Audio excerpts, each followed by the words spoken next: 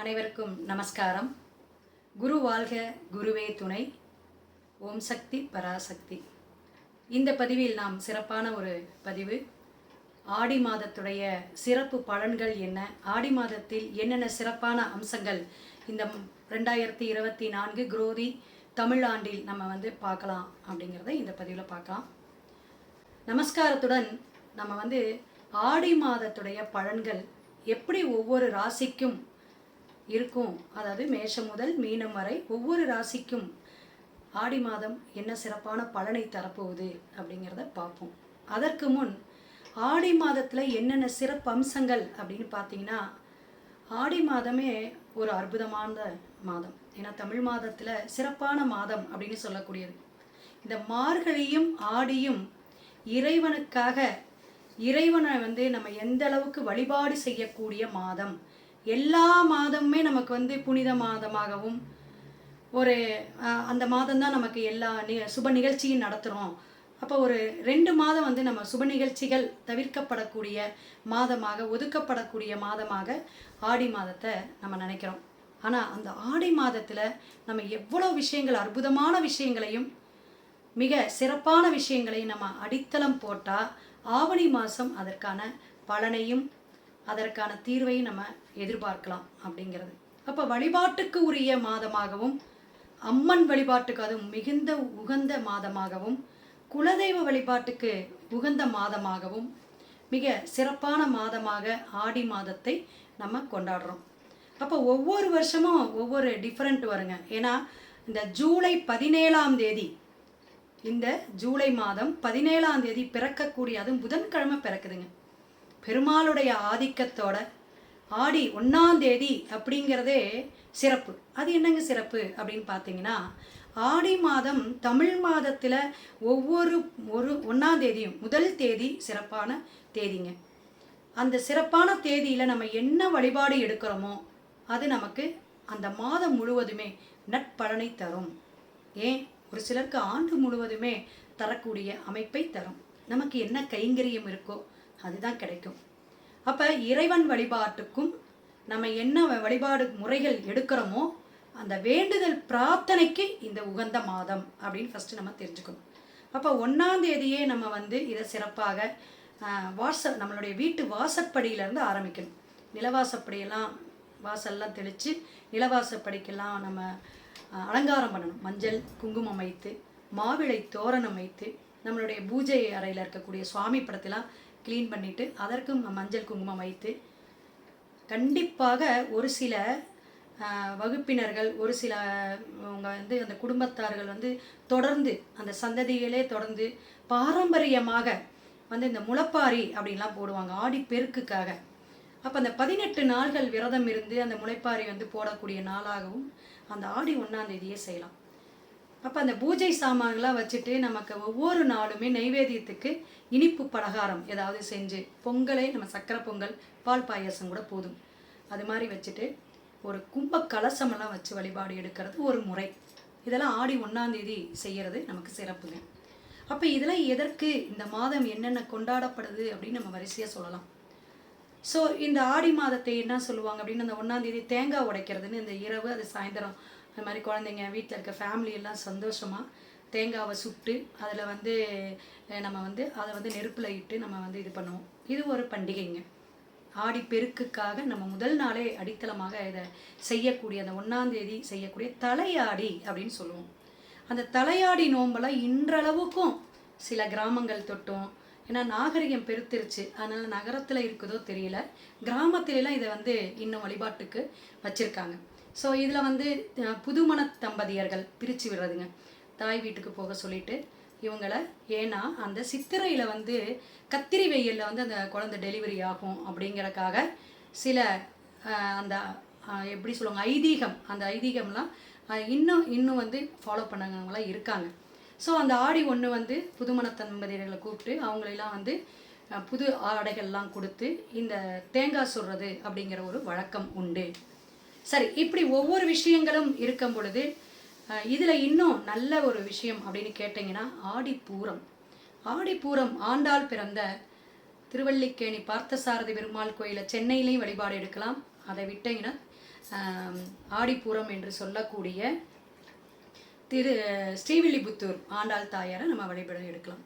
அப்போ புதனுடைய பெருமாளுடைய நாளில் பிறக்கக்கூடிய இந்த ஆடி மாதம் ஏகாதேசி திதியில் பிறந்து இந்த ஆடிப்பூரத்துக்கு அவ்வளோ சிறப்பான நாளாக நம்ம கொண்டாடக்கூடிய நாள் 7-8, அதாவது ஆகஸ்ட் மாதம் பிறக்குதுங்க. ஆடி மாதம் 22ஆம் தேதி பிறக்குது, அதெல்லாம் தெரிஞ்சுக்கணும். ஸோ இதுவும் புதன்கிழமை பிறக்குது. ஆடி 1ஆம் தேதி எப்படி பிறக்குதோ புதன்கிழமை பெருமாள் தாயாரோட அந்த ஆடிப்பூர விழாவும் நமக்கு கொண்டாடக்கூடிய அற்புதமான நாளாக சொர்ண ஆகாஷ பைரவர் வழிபாடும் இன்னைக்கு சிறப்புங்கிறாங்க. இதெல்லாம் நம்ம பஞ்சாங்கத்தில் பார்த்துட்டு நாளை குறித்து தான் நம்ம இதை சொல்லிகிட்டு இருக்கோம். ஸோ இந்த ஆடி பூரம் விழாவை நம்ம என்னத்துக்கு கொண்டாடுவோம்னா, திருமணம் ஆகாதவங்களுக்கு திருமணம் நடக்கிறது, குழந்தை பாக்கியம் இல்லாதவங்களுக்கு குழந்தை பாக்கியம் வேண்டி, மங்கள பொருட்கள்னு சொல்லக்கூடிய அம்பாளுக்கு கையில் மாட்டக்கூடிய வளையல் மற்றும் வெற்றிலைப்பாக்கு, பூ, புஷ்பம் எல்லாமே நம்ம கொடுத்து அதெல்லாம் ஒரு தான தர்மமாக செய்யக்கூடிய, மெயினாக ஆண்டாள் தாயாருக்கு என்னென்னா அந்த பாசுரம் வாசித்து அன்றைக்கி ரொம்ப சிறப்பாக ஸ்ரீவில்லிபுத்தூர் ஆண்டாள் தாயாருக்கெலாம் கொண்டாடக்கூடிய அற்புதமான நன்னாளாக ஆடி மாதம் பிறக்கும். அதை நம்ம கொண்டாடக்கூடிய அமைப்புக்கு தனிப்பட்ட முறையிலையும் நீங்கள் வந்து விளக்கம் கேட்டுக்கலாம், எப்படியெல்லாம் செய்யலான்னு. இன்னொரு சிறப்பம்சம் அப்படின்னு பார்த்தீங்கன்னா, தமிழ் ஆடி மாதத்தில் 29ஆம் தேதி, அதாவது ஜூலை மாதம் 29ஆம் தேதி திங்கக்கிழமை செவ்வாய்க்கிழமையும் வரக்கூடிய ஆடி கிருத்திகைங்க. அது வந்து முருகனுக்கு உகந்த நாள். ஸோ இதுவும் சிறப்பு அப்படின்னு சொல்லலாம். இப்போ அது எப்படிங்கன்னா, திருச்செந்தூரில் பழனியிலலாம் ரொம்ப விசேஷமாக தங்கத்தேரெலாம் இழுத்து கொண்டாடக்கூடிய நாள். அதில் நம்ம விரதமெல்லாம் அனுஷ்டானம் பண்ணி நீங்கள் வீட்டையும் பூஜை செய்யலாம், கந்த சஷ்டி கவசம் பாராயணம் பண்ணலாம். அப்போ கிருத்திகை நட்சத்திரம் நம்ம வழிபாடு எடுக்கும்போது சகல சம்பத்தையும் கொடுக்கும். அதே மாதிரி வியாபாரம், தொழில் விஷயமான எல்லாத்தையும் நல்ல ஒரு வளர்ச்சியை கொடுக்கக்கூடியது முருகப்பெருமான். ஸோ இது வந்து நீங்கள் வழிபாடு எடுங்க. குழந்தை பாக்கியம் இல்லாதவங்களுக்கு குழந்தை பாக்கியம் தரக்கூடிய இந்த ஆடி கிருத்திகையை கொண்டாடும் பொழுது நமக்கு சிறப்பான ஒரு விஷயம் கிடைக்கும் அப்படிங்கிறத தெரிஞ்சுக்கலாம். ஆடி 13ஆம் தேதி 14ஆம் தேதி திங்கள் செவ்வாய் இந்த 2 நாளுமே கிருத்திகை வந்து போயிட்டுருக்கு. ஸோ உங்களுக்கு எப்படி உகந்ததோ அது மாதிரி வழிபாடு எடுங்க. இன்னொரு விஷயம், ஆடி 5ஆம் தேதி ஞாயிற்றுக்கிழமை குரு பூர்ணிமா அப்படின்னு வருது. குரு பூர்ணிமா நாள் வந்து வருடத்தில் வந்து ஒரு 2-3 டைம் மாதத்தில் வரும். அது இந்த ஆடி மாதத்திலே வரக்கூடிய சிறப்புங்க. இதில் என்ன செய்யணும், பெரியவங்களிடம் ஃபஸ்ட்டு ஆசீர்வாதம் வாங்கணும். ஏன் பெரியவனா, மாதா பிதா குரு தெய்வம். அப்போ ஃபஸ்ட்டு வந்து தாய் தந்தையிடம் நம்ம காலில் விழுந்து கும்பிட்டு ஆசீர்வாதம் வாங்கிக்கணும். அதே போல் நம்மளுடைய ஆசிரியர்கள், ஆசான், குருவாக இருக்கக்கூடிய எந்த துறையில் உங்களுக்கு நினைக்கிறீங்களோ அந்த ஆசிரியர் துறையாக இருக்கட்டும், மற்றும் இது மாதிரி ஜோதிட துறையில் இருக்கிற ஆசான் யார்கிட்டையாவது நீங்கள் குரு பூர்ணிமா அன்று ஆசீர்வாதம் வாங்கிக்கணும்.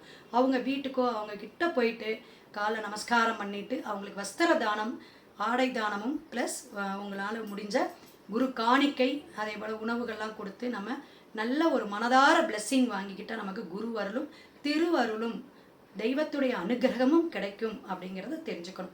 இது ஆடி 5ஆம் தேதி ஞாயிற்றுக்கிழமை வருகிறது. இப்போ இது மாதிரி சிறப்பான விஷயங்கள் நிறைய இருக்குதுங்க. இன்னும் என்ன இருக்குன்னா, இதில் பெரிய ப்ளஸ் நல்லா கேட்டுங்க, அது பெண்களுக்கு உகந்த மாதம். ஏன்னா மோஸ்ட்லி பாருங்களேன், மஞ்சள் ஆடை அல்லது செவ்வாடை கத்திக்குவாங்க.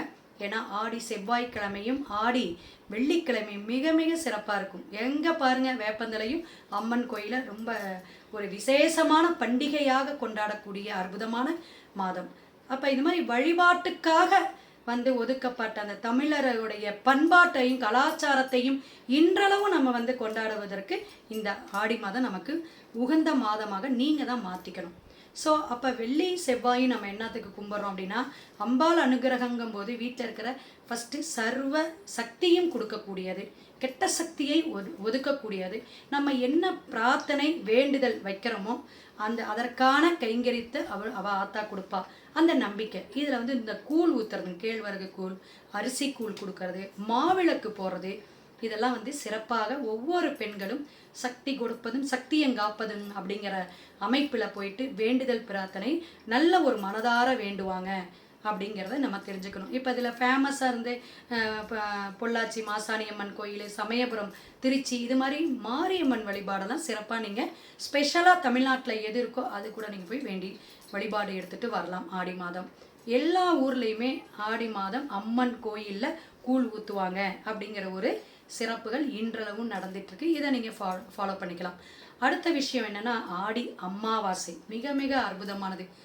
அதாவது இறந்தவர்களுக்கு முன்னோர்களுக்கு தர்ப்பணம் கொடுக்கறது அப்படிங்கிறது எங்கன்னா 3 மாதங்க.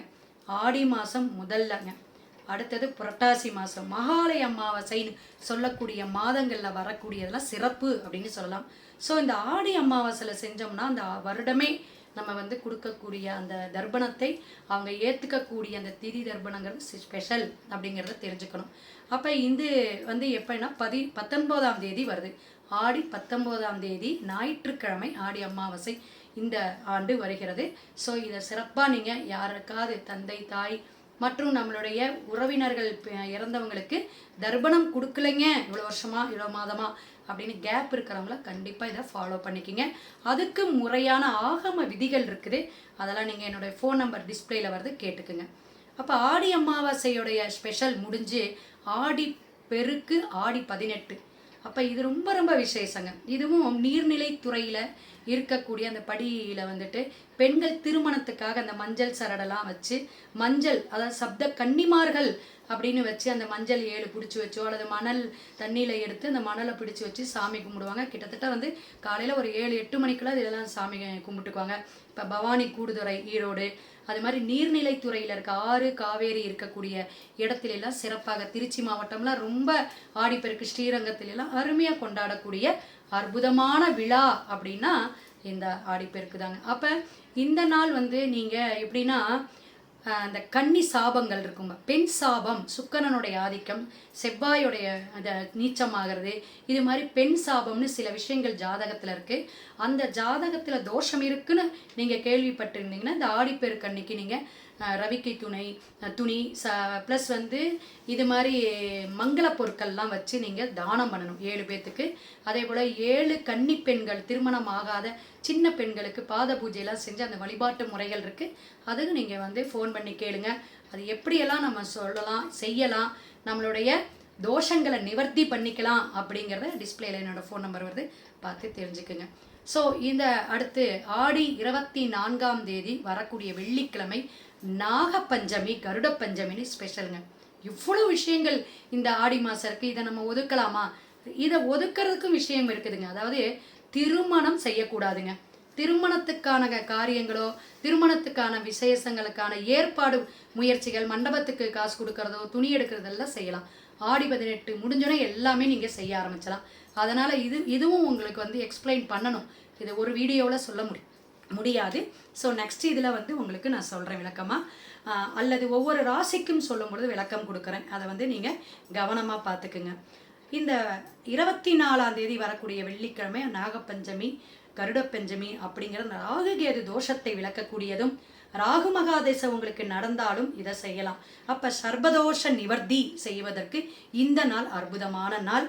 இதுவும் உங்களுக்கு எக்ஸ்பிளைன் பண்ணணும், உங்கள் ஜாதகத்தை பார்த்துக்கணுன்னா டிஸ்பிளேல என்னோடய ஃபோன் நம்பர் பார்த்து கூப்பிடுங்க. அடுத்தது வரலட்சுமி நோன்பு, அதாவது ஆடி 31ஆம் தேதி ரொம்ப சிறப்பான ஒரு விஷயமாக முடிக்கக்கூடிய அந்த நாளாக, எப்படி ஆடி 1ஆம் தேதி சொன்னோம், ஸோ வரலட்சுமி நோம்பில் கொண்டு போய் முடிக்கிறோம். அப்போ அஷ்டலக்ஷ்மியில் வரலட்சுமி நோம்புங்கிறது நம்ம அந்த மங்களைய பொருட்கள் மாங்கலியத்தை பலப்படுத்துது. ஸோ இதுலேயும் வந்து நமக்கு வந்து கலச சொம்பெல்லாம் வச்சு அம்பாளுடைய மஞ்சளில் வந்து முகம் வைத்து அலங்காரம் பண்ணி அற்புதமாக செய்யக்கூடிய இந்த மஞ்சள் சரடுக்காக நோன்பு. அப்போ நோம்பெல்லாம் எத்தனை நோன்பு விரதங்கள் வருதுன்னு பாருங்கள். அதனால் பெண்கள் நிறைய பேர் வந்துட்டு இந்த மாதம் கிட்டத்தட்ட ஒரு 15 நாளாகவே விரதம் இருந்துக்குவாங்க. அப்படியெல்லாம் சிறப்பாக இருக்கக்கூடிய மங்களமான ஒரு மாதமாக நம்ம மாற்றிக்கிறோம். அம்பாளுடைய அனுகிரகமாக இதை மாற்றிக்கிறோம். இந்த அம்பாளுடைய ஊஞ்சல் வழிபாடெல்லாம் ஒவ்வொரு ஊரில் வந்து சிறப்பாக செய்வாங்க. ஊஞ்சலில் வச்சுட்டு அந்த வழிபாட்டு முறைகளுக்கு தாலாட்டு பாட்டெல்லாம் பாடுவாங்க. இதெல்லாம் குழந்தை பாக்கியம் வேண்டி. ஸோ நிறைய விஷயங்கள் இந்த ஆண்டு சிறப்பான ஆடி மாதத்தை நம்ம எல்லாருமே இப்போ நான் சொன்ன வழிபாட்டு முறையோட நீங்கள் எல்லாருமே கொண்டாடுங்க. இந்த சேனலை நீங்கள் சப்ஸ்கிரைப் பண்ணாதவங்க பண்ணிக்கிங்க, மற்றவங்களுக்கு ஷேர் பண்ணுங்கள். இதெல்லாம் நமக்கு ஒரு புண்ணியம் பாக்கியம் அப்படின்னு அர்த்தம். ஸோ எல்லாமே வளமும் நலமும் இந்த ஆடி மாதம் பெற்று ஆவணியில் நீங்கள் என்ன எதிர்பார்ப்பீங்களோ அது சுபிக்ஷத்தை வாரி வழங்க அம்மன் அருளும் ஈசன் அருளும் பகவானுடைய நாராயணனுடைய அருளும் அனுகிரகமும் கிடைக்கட்டும். ஒவ்வொரு ராசிக்காரர்களுக்கும் ஆடி மாதத்துடைய நற்பலன்களை கிரகத்துடைய அமைப்பு, அதாவது 12 கட்டத்திலையும் எப்படி கோச்சார கிரகங்கள் பயணிக்குதுன்னு பார்த்து சொல்லவிருக்கிறேன். தொடர்ந்து நீங்கள் வீடியோவை பாருங்கள். அடுத்த பதிவில் நாம் சந்திப்போம். உங்களிடம் இருந்து விடைபெறுவது கிருஷ்ணவேணி. நமஸ்காரம், வணக்கம், வாழ்க வளமுடன்.